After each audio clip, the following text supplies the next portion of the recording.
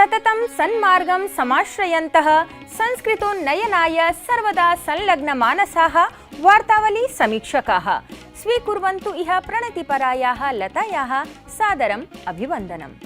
मनसा वाचा कर्मणा संस्कृतिं सेवमानाः प्रसन्नमानसाः प्रियाः दर्शकाः, अहं नीतीश भारद्वाजः अपि भवद्भ्यः प्रणमाञ्जलिं समर्पयामि। नीतीश, मानवमात्रस्य आद्यम् उद्देश्यं प्रसन्नता मात्रमिति भवति। आम्, प्रसन्नता मात्रमेव जीवनस्य उद्देश्यम् इति तु सार्वभौमिकं सत्यं खलु। अस्तु, कः तावत् प्रसन्नतायाः मूलमन्त्रः इति? प्रसन्नतायाः मूलमन्त्रत्वेन प्राणिमात्र शुश्रूषा, प्राणिमात्र हितचिन्तनं, प्राणिनाम् उपकारः अर्थात् समग्रतः परोपकारः एव महर्षिभिः सबलं प्रतिपादितः अस्ति। एतत् सन्दर्भे तु अस्मदीया चिन्तनधारा अपि समानतया एव उपदिशति, अर्थात् प्रसन्नता मूलकः परोपकारः इत्येव निगदति। सत्यम्, आप्रकृतेः प्राणिमात्रं यावत् सकलमपि जगत् परोपकारमेव व्यवहरति। दर्शकाः, एतेन एव परोपकारभावेन सम्बद्धमस्ति अस्मदीयम् अद्यतनं सुभाषितमपि। शृण्वन्तु।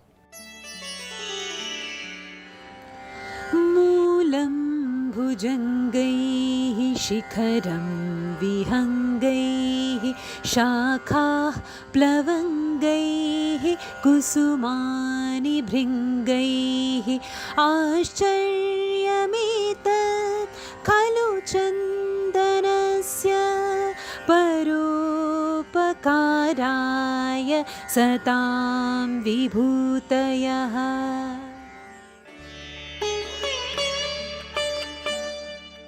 चंदन के पेड़ की जड़ें सांपों के लिए आश्रय बनाती हैं। इसके शीर्ष पर पक्षी इसकी शाखाओं पर आराम करते हैं, बंदर खेलते हैं और इसके फूलों पर मधुमक्खियां भी दिख जाती हैं। वास्तव में अच्छे लोगों का अंतिम उद्देश्य तो दूसरों का उपकार करना ही है।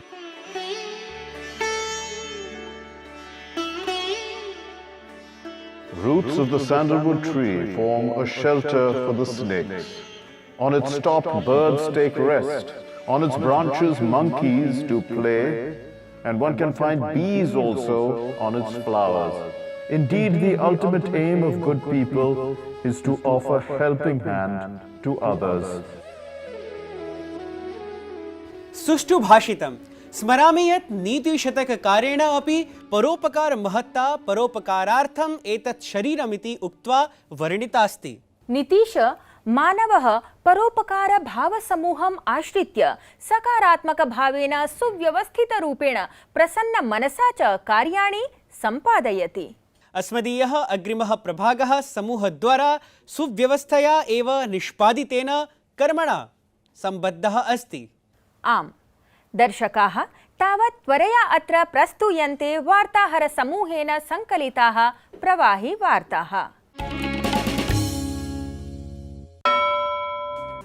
गुजरातस्य एकतानगरे आयोजितस्य पर्यावरण मन्त्रिस्तरीय राष्ट्रीय सम्मेलनस्य आभासीय रूपेण उद्घाटनं प्रधानमन्त्री नरेन्द्र मोदी कृतवान्। एतस्य सम्मेलनस्य उद्देश्यं केन्द्रराज्यप्रशासनयोः मध्ये उत्तमनीतिनिर्माणे अधिकसमन्वयस्य निर्माणम् अस्ति। एतस्मिन् अवसरे प्रधानमन्त्रिणा उक्तं यत् साम्प्रतिकं नूतनं भारतं नूतनचिन्तनेन नूतनदृष्टिकोणेन च सह अग्रे वर्धते इति। आत्मनिर्भर भारतस्य प्रवर्धनार्थं मन्त्रिमण्डलेन त्रयः महत्त्वपूर्णाः निर्णयाः अनुमोदिताः सन्ति। देशे वस्तुजातानां परिवहनपरं व्ययं न्यूनीकर्तुं प्रधानमन्त्रिणा प्रारब्धा वस्तुजातनीतिः केन्द्रीयमन्त्रिमण्डलेन अनुमोदिता। PLI इत्येतस्याः योजनायाः विस्तारं कृत्वा सौरपटलस्य निर्माणार्थं 1,59,00,000,000 सहायतायाः अनुमोदनमपि मन्त्रिमण्डलेन कृतम्। राष्ट्रीयान्वेषणाभिकरणेन प्रवर्तननिदेशालय स्थानीयारक्षिदलैः सह सम्मिल्य देशस्य 15 राज्येषु 93 स्थानेषु पॉपुलर फ्रंट ऑफ इंडिया इत्येतस्य अथ एतत्सम्बद्धकार्यकर्तृसमूहस्य विरुद्धं सहसान्वीक्षणं सम्पादितम्। एतस्मिन् सहसान्वीक्षणे दोषयुतानि प्रपत्राणि, तीक्ष्णशस्त्राणि, साक्षाद्धनं, बहूनि अत्याधुनिकसौविध्यपराणि यन्त्राणि च प्राप्तानि। भारतीय मनोरञ्जनोद्योगस्य सुप्रसिद्धः हास्यकलाकारः अभिनेता च राजू श्रीवास्तवः दिल्ल्यां निधनं गतः। राष्ट्रपतिं प्रधानमन्त्रिणं च समेत्य अनेकवरिष्ठजनैः राजू श्रीवास्तवस्य निधनम् उद्दिश्य शोकः प्रकटितः। संयुक्तराष्ट्रमहासभायाः उच्चस्तरीयाधिवेशनसत्रम् अतिरिच्य विदेशमन्त्री डॉक्टर एस् जयशङ्करः जगतः शीर्षस्तरीयनेतृवृन्दम् अमिलत्। डॉक्टर एस् जयशङ्करः तुर्कीदेशस्य विदेशमन्त्री मेवलुत् चावुसोग्लू इत्येतम् अपि मिलितवान्। यूक्रेन्-सङ्घर्षः, खाद्यसुरक्षा, G20-स्तरीयाः प्रक्रियाः इत्यादिषु अनेकेषु महत्त्वपूर्णविषयेषु द्वयोः नेतृयोः मध्ये विस्तृता वार्ता जाता। यूक्रेन् देशस्य डोनेट्स्क्, लुहान्स्क्, खेर्सोन् इत्येतत् क्षेत्रत्रयं समेत्य आंशिकरूपेण रूसदेशेन अधिकृते जापोरिज्झा क्षेत्रे अपि जनमतसङ्ग्रहः अभवत्। रूसनियन्त्रित यूक्रेन् देशस्य दक्षिणपूर्वप्रदेशैः रूसदेशस्य अभिन्नाङ्गत्वेन जनमतसङ्ग्रहार्थं घोषणा कृता आसीत्। रूसदेशीयः राष्ट्रपतिः व्लादिमिर् पुतिन् इत्येषः राष्ट्राय विशेषसम्बोधनावसरे सप्तमासावधिकयुद्धक्रमे यूक्रेन् देशस्य कृते रूसदेशे आंशिकसैन्यसङ्घटनाय उद्घुष्टवान्। पश्चिमवर्तिदेशाः रूसदेशस्य दुर्बलीकरणाय विभाजनाय च आह्वानं कुर्वन्ति इति प्रतिपाद्य तेन उक्तं यत् स्वदेशस्य क्षेत्रमात्रं संरक्षितुं सर्वाणि आवश्यकानि संसाधनानि अस्माभिः उपयोक्ष्यन्ते इति। दर्शकाः, वयं जानीमः एव यत् भौगोलिकदृष्ट्या तु भारतम् अक्षय ऊर्जाक्षेत्रे समृद्धमस्ति। आम्, एतस्याः एव पर्यावरणानुकूलित अक्षयोर्जायाः विस्तारं कर्तुम् अथ प्रकृतिं संरक्षितुं प्रधानमन्त्रिणा अनेके पदक्रमाः उत्थापिताः। वीक्षकाः, एतस्याः एव अक्षयोर्जायाः भारते गीयमाना सफलगाथा अत्र वृत्तविशेषद्वारा प्रस्तूयमाना अस्ति। तावत् अवलोकयामः।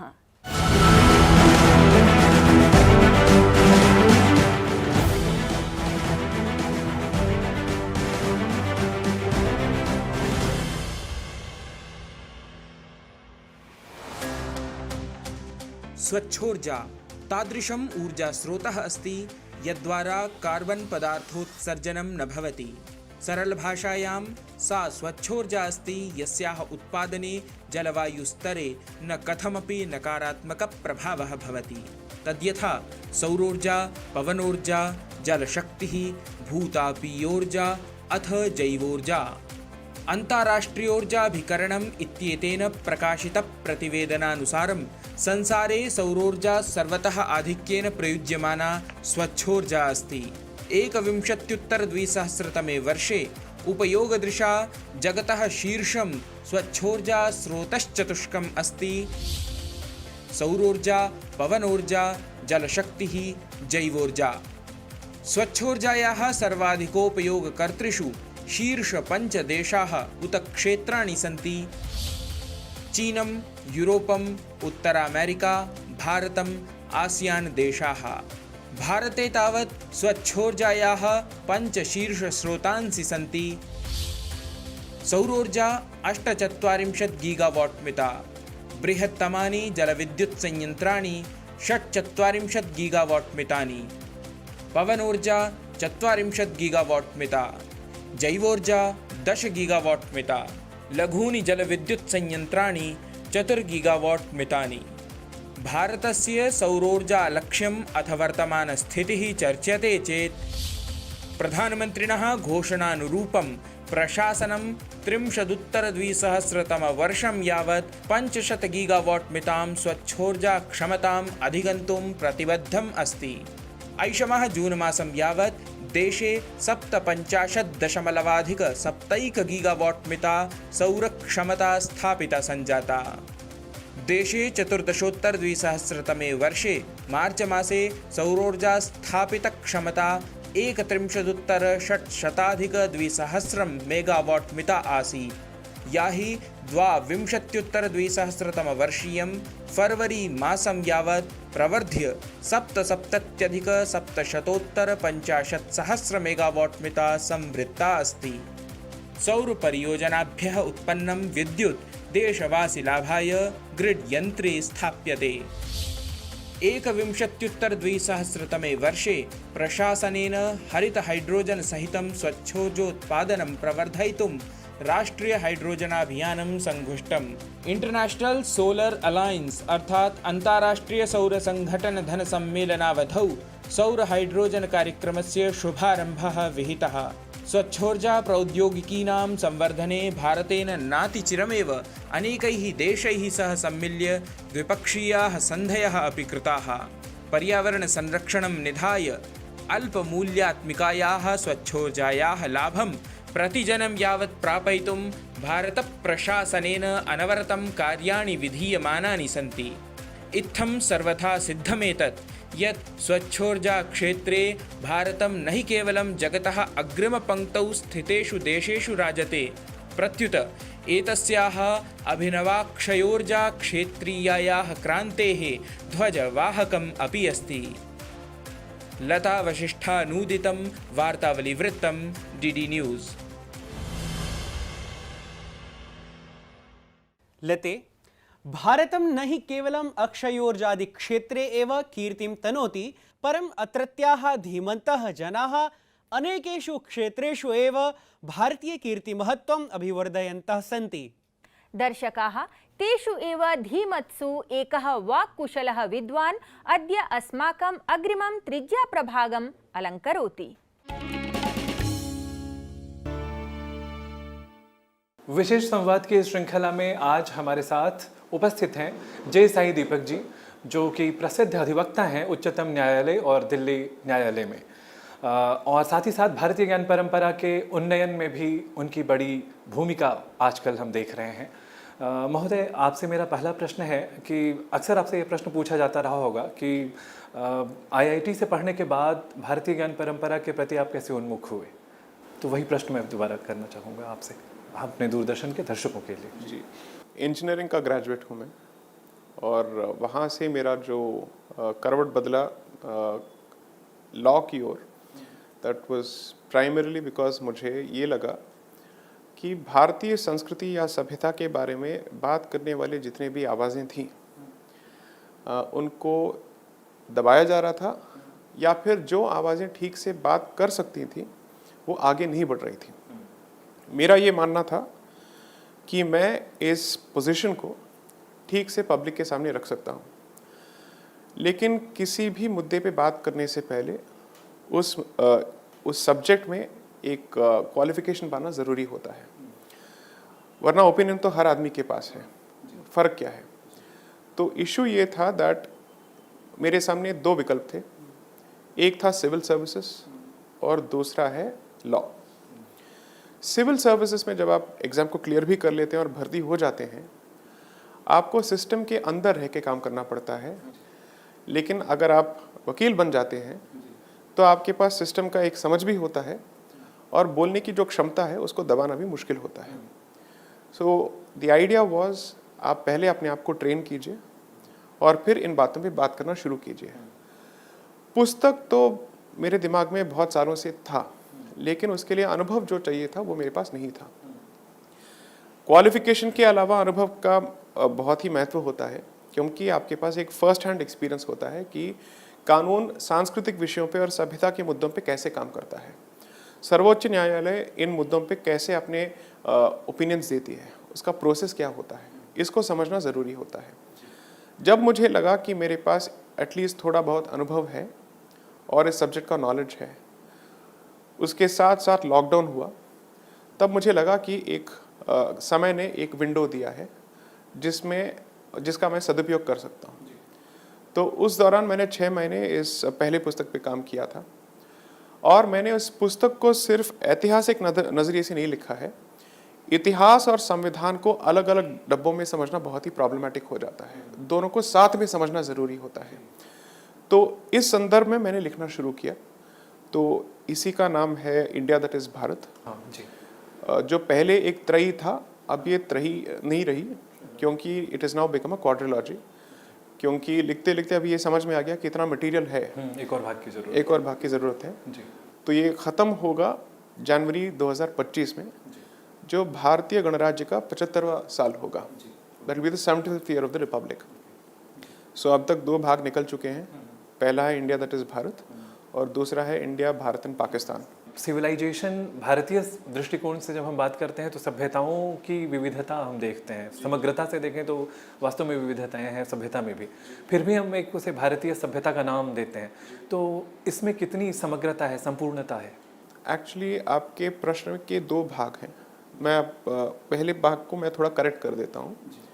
उपशीर्षक में जहाँ पे मैंने सिविलाइजेशन या सभ्यता का उपयोग किया है, लोगों को लग रहा है कि ये भारतीय सभ्यता की बात हो रही है। मेरा ये कहना है उपनिवेशिकता का एक लेट्स से मकसद ये था कि भारतीयों को वो सभ्य बनाएंगे। अच्छा जी, वो अपने शब्द भी उन्होंने ठीक है, तो उनका ये मानना था कि हम यहाँ आएंगे और आपका उद्धार करेंगे। तो उपनिवेशिकता जितनी बुरी चीज़ है हमारे नज़रिए से, उनके लिए ये एक नेसेसिटी था। दुनिया के बाकी जितने भी समुदाय थे या समाज थे उनको उनके स्तर पे लाने के लिए, this was the British mentality. तो उपनिवेशिकता और सिविलाइजेशन, आप उस सिविलाइजेशन को जब देखेंगे आपको लगता है कि ये भारतीय सिविलाइजेशन की बात हो रही है, आप इसको नाउन के बेसिस पे देख रहे हैं। उनके लिए वो एक वर्ब है, मतलब ये एक क्रिया है, आपको सभ्य बनाने का ये एक लेट्स से प्रोसेस है। तो मैंने उसको इस नज़रिए से इस्तेमाल किया है। तो इसके दो अर्थ निकल सकते हैं, दैट्स पॉइंट नंबर 1। 2, जब आप भारतीय सभ्यता की बात करते हैं, सभ्यता अपने आप में मेरे हिसाब से उसकी परिभाषा में विविधता है। विविधता से एक सभ्यता की जो यूनिटी है वो कम नहीं हो जाती है, इनफैक्ट वो उसको ज़्यादा दर्शाता है।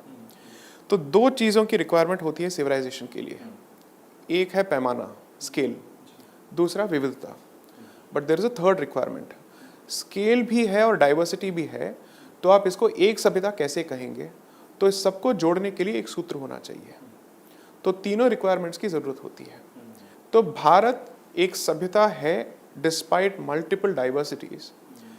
इसको हम पहली बार इसको समझने की कोशिश कर रहे हैं, लेकिन इसके बारे में 18th सेंचुरी 19th सेंचुरी में बहुत सारे लेखकों ने ऑलरेडी लिख रखा था। क्योंकि जब हम भारतीय सभ्यता की बात कर रहे थे, ब्रिटिशर्स ने कहा आप एक कॉम नहीं है, एक नेशन नहीं है, एक सिविलाइजेशन नहीं है, आप मल्टीपल सिविलाइजेशंस हैं, क्योंकि उनको अपना अधिकार यहाँ पे जताना था।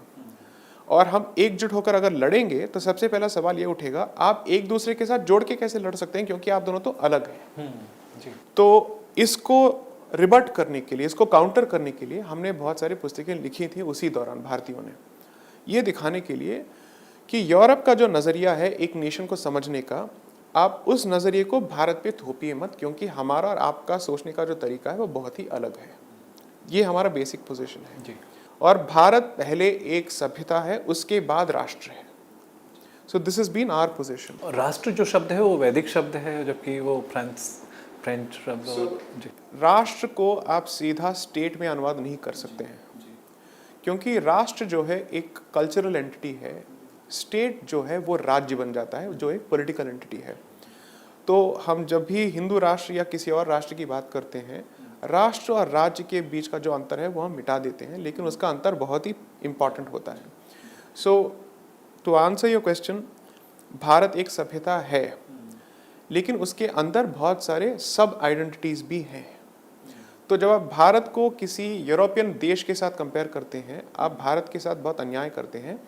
आपको भारत को यूरोप के साथ कंपेयर करना चाहिए, क्योंकि ये अपने आप में एक सब कॉन्टिनेंट है। एंड जितना डाइवर्सिटी भारत के अंदर है उतना यूरोप के अंदर भी नहीं है in terms of share languages. वहाँ पे भाषा के बेसिस में बहुत सारी लड़ाइयाँ हो चुकी हैं। भारत में भाषा के बेसिस में लड़ाई कभी नहीं हुई है, और अगर हुई भी है 47 के बाद ज़्यादा हुई है, उसके पहले नहीं हुई है। तो ये आपको दिखाता है कि आपने अंग्रेजी माइंडसेट या उस मेंटालिटी को अपनाने के बाद आपके अंदर अलगाववाद ज़्यादा हुआ है, पहले इतना नहीं था। आपके संबोधनों में आजकल राष्ट्रभाषा संस्कृत होनी चाहिए, इस पर कुछ ज़्यादा जोर है, जो कि बहुत चर्चित है अभी। लेकिन कई विद्वान ऐसे हैं, चाहे वो लेफ्ट या राइट कुछ भी हम नाम दें, वो बड़े इस विषय पर संदेहास्पद स्थिति में होते हैं और ये व्याख्यान करते हैं कि ये संभव नहीं है, प्रैक्टिकल नहीं है। तो इस बारे में आप उन विद्वानों को क्या जवाब देना चाहेंगे कि किस तरह से असंभव है? देखिए, हिब्रू जो भाषा है, जब इज़राइल सेटअप हुआ था 14 मई 1948 को, पूरी तरह से ऑलमोस्ट मर चुका था। ओके, क्योंकि यहूदी दुनिया भर में अलग अलग जगह पे थे और उनकी अपनी कोई एक भाषा नहीं थी। रशियन ज्यूज़ थे, इथियोपियन ज्यूज़ थे, यू हैड जर्मन ज्यूज़। इनके खान पान और वेशभूषा में भी कोई यूनिटी नहीं था। इजरायली क्विजीन नाम की कोई चीज़ नहीं है, क्योंकि जब इन्होंने इजराइल बनाया तो उन्होंने हर जगह से इस क्विजीन को अपनाया, या फिर मैक्सिमम जाके मेडिटेरेनियन होगा, लेकिन इजराइल का अपना खुद ज़्यादा नहीं है। एक आदमी थे जिनका नाम है यहूदा बेन एलिजियर। इनको उनके कालखंड में पागल माना जाता था, क्योंकि उन्होंने कहा कि मैं किसी भी हालत में हिब्रू को फिर से पुनर्निर्माण करूंगा और मैं उसको इज़राइल का राष्ट्रभाषा बना के रहूँगा। जब ये मर रहे थे तब भी ये साकार नहीं हुआ था ये सपना, लेकिन उनके देहांत के बाद ये हो गया था, क्योंकि सोसाइटी ने ये डिसाइड कर लिया था कि हम इस चीज़ को अपनाएंगे और ये हमसे हो सकता है।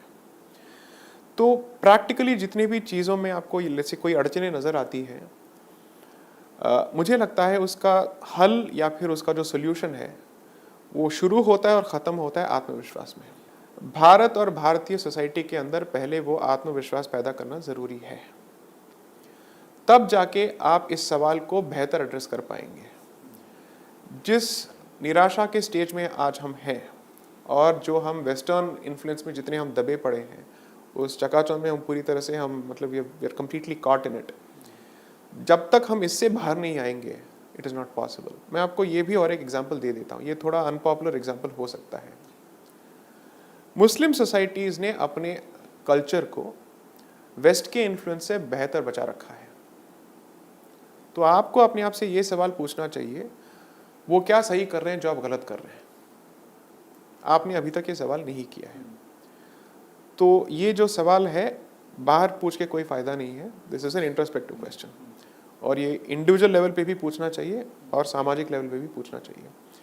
शुरुआत होगी एजुकेशन से, क्योंकि कोई भी समाज अपने संस्कृति को आगे करती है एजुकेशन के द्वारा, और वहाँ पे जाके बात रुक जाती है, क्योंकि जब भी भारतीयकरण की बात होती है उसको भगवाकरण करार दिया जाता है और लोग उसको डिफेंड करने लग जाते हैं कि भगवाकरण नहीं है। उनको ये पूछना चाहिए कि अगर भगवा जो है भारत का रंग है तो भगवाकरण करना गलत क्यों है? ये सवाल करना ज़रूरी है। जब तक आप इस प्रश्न से भागेंगे और इससे पलायन करेंगे, तब तक आपके अंदर कोई आत्मविश्वास नहीं होगी कि आप अपने संस्कृति को फिर से जी पाएंगे खुल के प्रॉपरली। मैं ये नहीं कह रहा हूँ कि अंग्रेज़ी को पूरी तरह से छोड़ दो।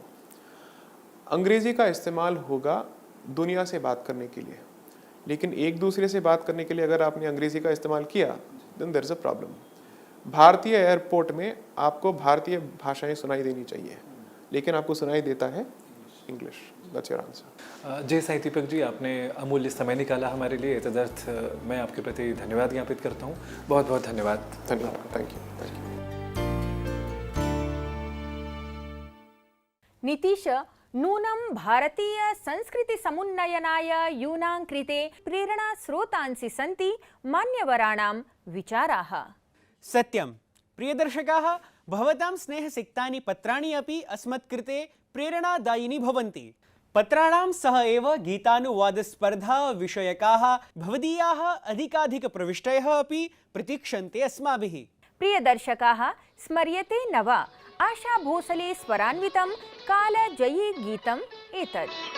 चम चम घुंघरू बोले देखो, चम चम घुंघरू बोले, राधा लाज की मारी तूत डोले देखो, चम चम घुंघरू बोले देखो, चम चम घुंघरू बोले, राधा लाज की मारी तूत डोले देखो, चम चम घुंघरू बोले देखो, चम चम घुंघरू बोले।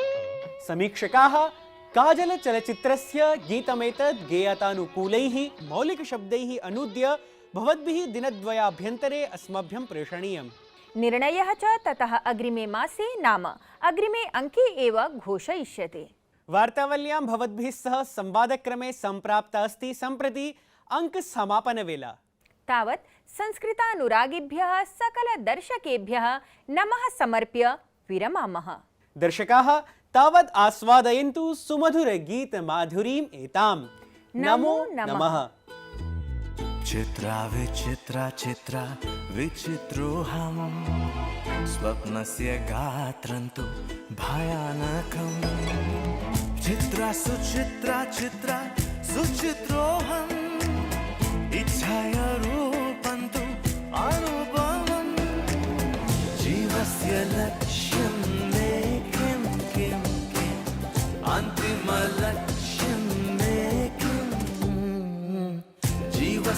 तत्त्वं मे किं किं किम् अन्तिमतत्त्वं मे किम्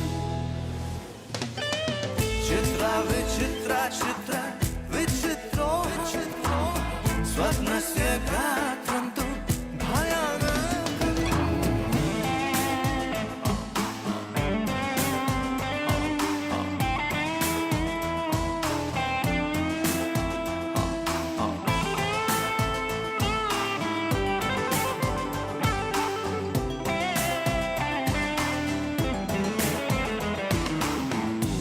राष्ट्रमाता मामुद्धरति नायकोऽहं भवामि प्रियतमा तु मां चुम्बति अधिकधनमर्चामि